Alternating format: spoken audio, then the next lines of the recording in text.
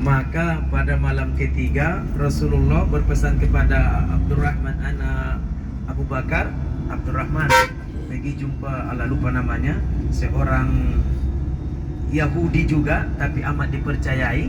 Kata Rasulullah, bagi tahu dengan dia, upah dengan dia, menunjukkan jalan ke Madinah, jalan yang tidak pernah dilalui orang lain. Maka singkat cerita tuan-puan, bergeraklah daripada Mekah. Setelah bergerak daripada Mekah, pernah dengar tak serakah? Serakah ni apa? Tamak. Ada bernama Surokoh. Surokoh ni asal kata daripada serakah, nak tamak. Surokoh ni adalah sangat pandai menebak. Ketika dimaklumkan Muhammad tidak ada, tapi Surokoh ni nak hadiah yang begitu besar sebab dia miskin. Dia pakai kuda, dicari ke mana Muhammad ni. Mana ni Muhammad? Dia ikut jalan-jalan yang dia nampak bekas tapak unta. Dia ikut, dia kejar sampai di pertengahan jalan. Dia nampak Muhammad, dia kejar. Dia dengan bawa pedang. Dia nak memenggal. Satu kisah mengatakan kaki untanya jatuh, tenggelam ke dalam, masuk ke dalam tanah. Kudanya jatuh, dia pun terpelanting. Bila dia dekat tu, dia kejar, dia jatuh. Tengok Muhammad berjalan terus, takut dia jatuh. Pokok ni sudah apakan badan balik. Okey, dia kejar lagi. Bila sudah agak mendekat, kudanya lagi jatuh. Sebab kakinya, kaki kudanya itu masuk ke dalam tanah sehingga dia jatuh. Dia berkata lagi, apakah ini pertanda bahwa Muhammad itu adalah betul seorang nabi? Wahai kuda, baik balik. Seandainya Muhammad itu betul seorang nabi, kau baik balik. Baik balik, dia nak pergi ke Mekah, tapi hatinya lagi nak hadiah. Dia kejar lagi, sudah dekat, jatuh lagi. Lepas tu dia sadar, ya Rasulullah, maafkan saya. Maka macam mana? Saya sebenarnya tadi ingin memenggal kepalamu dan membawanya kepada orang Mekah, sebab saya nak dapatkan hadiah 100 ekor unta. Lalu dia Rasul berkata, apa jaminan kamu tidak membagi tahu rahasia saya ke Madinah? Saya berjanji tidak akan membagi tahu siapa-siapa. Tapi ya Rasulullah, boleh tak kamu bagi saya seperti jaminan saya tidak diapa-apakan? Okey, nanti setelah penaklukan Parsi, kamu akan dapat mahkota agak merah. Singkat cerita, setelah penaklukan Parsi Iran sekarang, ketika sahabat tak silap Umar, maka mahkota raja itu dibagi kepada Surokoh. Sebab dia Surokoh, dia serakah, nak semua. Asal kata itu. Jadi singkat cerita tuan-puan, sampailah di Madinah ini. Sebelum sampai di Madinah, orang-orang Madinah telah menunggu Rasulullah selama 7 hari. Sudah menunggu Rasulullah 7 hari. Sementara kabar yang sampai bahwasanya Muhammad telah bergerak daripada Makkah sudah 3 hari. Sudah menunggu 7 hari. Sementara perjalanan daripada Makkah ke Madinah paling lama pun 7 hari. Ini sudah lebih 3 hari. Dan juga Muhammad tengah diburu. Pikiran dan perasaan mereka, apakah Muhammad masih selamat? Apakah Muhammad telah terbunuh? Ini sudah 3 hari tak sampai-sampai. Dalam keputusasaan, dahulu kan penduduk Madinah ini salah satu puak Yahudi. Dia memandang ke arah Mekah. Puak Yahudi berlalu, entah ke mana urusan dia, tapi dia memandang. Dia nampak dari kejauhan habuk naik ke atas.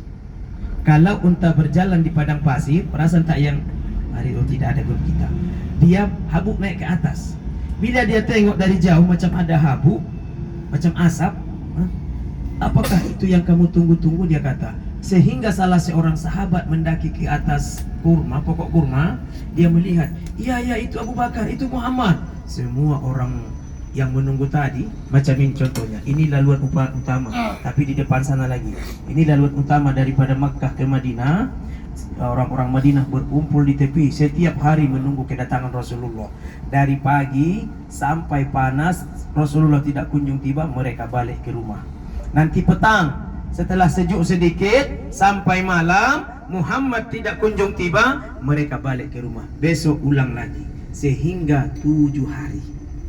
Dan apabila mereka telah melihat Muhammad, mereka telah bergembira dan mereka bersair dan menepuk gendang. Apa gendang apa? Yang macam rebana tuh. Tum apa? Itu ya, lebih kurang ya. Oke, suara tak sama. Jadi mereka datang sambil berlalu. Rasulullah Tola'al badaru alaina, terus min saniyatil wada, lagi syukru alaina mada'a. Mereka bergembira seolah-olah menyambut Agung. Kalau dekat Malaysia, kalau Agung datang, apa dibuat? Gembira lah, sambut, betul. Tapi meriah lagi Rasulullah. Sebab apa? Orang di Mekah ingin membunuh Rasulullah, tapi orang Madinah menyambut Islam dengan begitu baiknya. Sebab sebelum hijrahnya Rasulullah telah mengutus Mus'ab bin Umair, duta pertama ke Madinah, yang memperkenalkan Islam, memperkenalkan Al-Quran. Singkat cerita, sampai di perkampungan Quba nih, orang-orang Madinah, ya Muhammad, jom ke rumah. Ya Muhammad, di rumah saya lah. Ya Muhammad, mari ke rumah saya. Ya Muhammad, tidur di rumah saya, tinggal di rumah saya. Ya Muhammad, rumah saya banyak, ambil salah satu. Ya Muhammad, tak, di rumah saya besar. Saya akan sediakan untuk kamu keselesaan. Perumpamaannya kalau saya datang ke Pinang. Siapa orang Pinang? Ada orang Pinang? 2 aja. Orang Terengganu, orang PH. Umpama saya, orang Perak yang paling ramai. Umpama saya datang ke Perak, ini satu kampung sih. Umpama nih Ustaz Najamuddin dapat kabar nak datang ke kampung kita, disambut ke? Kampung Sungai Rokam. Kampung Sungai Rokam. Ustaz Najamuddin datang ke kampung Sungai Rokam, ada yang sambut tak? Ada. Ketua kampung. Ke pura-pura tak nampak. Itu kan. Tapi Rasulullah bersambut dengan gembira, sehingga mereka berkata, di rumah saya, semua menari. Ada yang menari unta. Kata Rasulullah, tak apa, biarkan dia yang menentukan di mana saya berhenti. Maka unta ini seolah-olah mencari sesuatu, berjalan unta ini, tengok kiri, tengok kanan. Kalau kucing cium-cium sesuatu. Tapi ini unta, tengok sana, berhenti di satu tempat. Rasulullah turun, untanya berdiri lagi, berpusing lagi, berhenti di tempat yang sama. Berdiri lagi kali kedua, berpusing lagi, berhenti di tempat yang sama. Kata Rasulullah, disinilah saya berhenti. Apa? Jelas? Singkat cerita tuan-puan, setelah berhenti, setelah turun semua, Rasulullah pun sudah turun, sudah berpelukan, dan Rasulullah mempersaudarakan orang Ansor dan Muhajirin. Setelah itu tuan-puan, Rasul berkata, marilah kita bina masjid untuk tempat kita beribadah, dan tempat mengajarkan Al-Quran, dan tempat silaturahim. Pada asal mulanya masjid dibina untuk sholat, lepas tu untuk belajar, lepas tu untuk silaturahim. Ini asalnya sebenarnya masjid. Tapi di tempat kita, selepas sholat masjid sehingga kalau ada pun orang yang musafir nak sholat, entah di mana dia, di kaki 5 masjid. Padahal guna masjid untuk beribadah, untuk bertempat berehat bagi bermusafir, dan juga ada benarnya. Tapi kalau di tempat kita dibiarkan masjid terbuka, yang masuk anjing. Yang tempat ada anjing masuk. Sebab di tempat sana, apatah lagi Cina memelihara, di sana banyak kan anjing liar.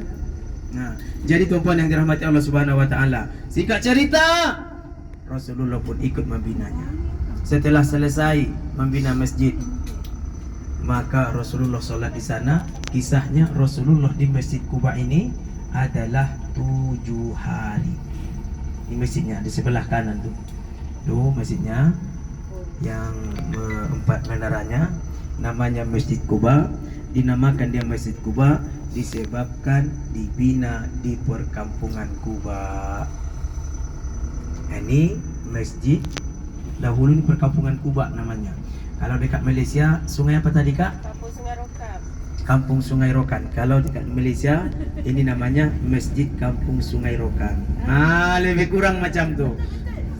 Sama, kalau sama. Jadi Masjid Kampung Sungai Rokan ini namanya Masjid Quba. Maka hadis Rasulullah sallallahu alaihi wasallam, "Man tatahhara fi baitihi, summal ata Masjid Quba." Summal ata Masjid Quba, fa shalla fihi salatan kana lahu ajratul umrah. Siapa-siapa yang bersuci di rumahnya, semua sudah ambil wudu? Ada yang tidak ambil wudu? Kalau batal lain. Terbatal tu tak sudah ambil wudu dari rumah tu, hanya terbatal. Siapa-siapa yang bersuci dari rumahnya kemudian datang ke Masjid Quba, solat di dalamnya, solatnya itu mendapat pahala sama seperti pahala orang-orang yang umroh. Tuan-puan, hari itu pernah tak umroh? Saya tanya, ada nak rehat? Tak apa Ustaz, teruskan. Tapi di dalam hati memang nak rehat Ustaz. Tapi jadi singkat cerita, kita solat di sini 2 rakaat. Solat contoh zuhur, asar, maghrib, solat subuh, solat duha, solat tahiyatul masjid. Apa saja solatnya di sini, solat hajat juga akan dapat pahala sama seperti pahala orang yang umroh. Masjid ini juga dinamakan Masjid At-Taqwa. Kenapa? Didasari pembinaannya atas dasar takwa. Masjid ini diabadikan di dalam Al-Quran. A'udzubillahi minasyaitonirrajim. La masjidu ussisa ala taqwa min awal yaum ahaqqu an taquma fihi rijalun ayyatahharu wallahu yuhibbul mutahhirin. Masjid yang dibina atas dasar takwa, maka solatlah kamu di dalamnya. Disuruh solatlah kamu di dalamnya. Di dalamnya sentiasa ada orang-orang yang mensucikan diri. Jadi kalau kita masuk masjid untuk solat, kita termasuk orang yang mensucikan diri. Solat apa saja. Maka nanti tengok keadaan, tapi melihat keadaan kita, basnya pun Allahu Rabbi, entah di mana parkingnya nanti. Selalunya. Tapi hari ini ada hal kita, jemaah kita yang masuk Raudhah pagi ini, apa-apa itu lebih penting. Biasanya alhamdulillah parking bas saya antara yang ketiga sampai selalunya. Sebab tu saya suruh jemaah datang awal, ikut time. Tapi melihat ini, sabarlah dekat mana masuk ke dalam parking pun, sudah begitu jamnya. Jadi tuan-puan yang dirahmati Allah Subhanahu wa taala, nanti masuk ke dalam masjid, solatnya 4 rakaat sahaja cukup. Solat apa? Dan duha. Ustaz nak tambah lagi boleh tak? Boleh. Solat apa? Kalau nak buat solat hajat pun tak apa. Surahnya surah apa? Yang ringkas-ringkas sahaja. Jangan solat tahiyatul masjid, surah pertama Al-Baqarah, surah kedua Ali Imran, dan solat sunat duhanya surah pertama Yasin. Jangan ikut yang ringkas saha, sebab kita punya tempat lawatan masih ada beberapa lah, dan kita pun disebabkan hari ini sebenarnya sudah sangat lewat. Saya takut sahaja kita sampai di hotel sudah azan. Kalau dapat, saya nak solatnya sama ada tuan-puan di dalam masjid, tapi itu pilihan saya lah. Tapi disebabkan hari ini wallahu a'lam, kita parkingnya pun sudah lama masuk dan membuang masa, maka di sini solatnya adalah 4 rakaat, paling banyak 6 rakaat. Yang pertama tahiyatul masjid, yang kedua solat duha. Ini masjid dinamakan Masjid Taqwa. Sebab dahulu tuan-puan, di sebelah sini, di sebelah kebun ini ada namanya masjid Allahumma sholli ala sayyidina Muhammad. Memudaratkan. Allah lupa saya, tapi artinya masjid memudaratkan. Ini masjid takwa, di sini masjid memudaratkan. Masjid Durrah, Allahu Akbar. Masjid Durrah, tak silap namanya, yang artinya memudaratkan. Maksudnya ketika pembinaan masjid itu yang membinanya orang Yahudi. Orang Yahudi, tapi mereka orang munafik. Mereka seolah-olah Islam, tapi mereka buat masjid bukan solat di dalam, melainkan bermusyawarat bagaimana caranya menghalang-halangi umat Islam. Sebab mereka ada kabar daripada Mekah, mereka ini berkomunikasi. Itu salah satunya. Dan mereka tahu agama Islam, agama yang dibawakan Rasulullah, Tuhannya sama, tempat kiblatnya juga sama. Sebab apa? Tempat kiblat umat Islam yang pertama di mana? Palestina, Baitul Maqdis. Mereka pun beribadahnya di sana. Perasan tak orang Yahudi? Kalau beribadah dia ke tembok Baitul Maqdis, kadang ketukan kepala, kadang-kadang dia macam ni. Itu cara ibadah mereka. Boleh juga, betul itu. Sebab mungkin cara solat umat-umat terdahulu tidak sama seperti kita. Namun Tuhan mereka rupanya sama dengan kita, yaitu Allah. Tapi kalau Nasrani, Tuhannya Allah, tapi katanya Allah itu ada anak, ada istri. Disitulah kerusakan agama-agama yang terdahulu. Maka diluruskan lagi oleh Islam. Salah satunya, kenapa agama mereka rosak? Sebab kitab mereka, sebenarnya kitab kita juga, Taurat, Injil, Zabur, Al-Quran. Ini kitab Allah yang diturunkan kepada nabi-nabi sebelum Rasulullah. Hanya Al-Quran kepada Rasulullah. Berkemungkinan, saya pikir-pikir juga, mereka telah terpesong disebabkan apa? Kitab mereka tidak dijaga Allah. Al-Quran Allah menjamin, inna nazzalna wa innahu lahafizun. Kami yang menurunkan, kami yang menjaganya, kata Allah. Bagaimana cara Allah menjaga Al-Quran? Dengan menghafaznya.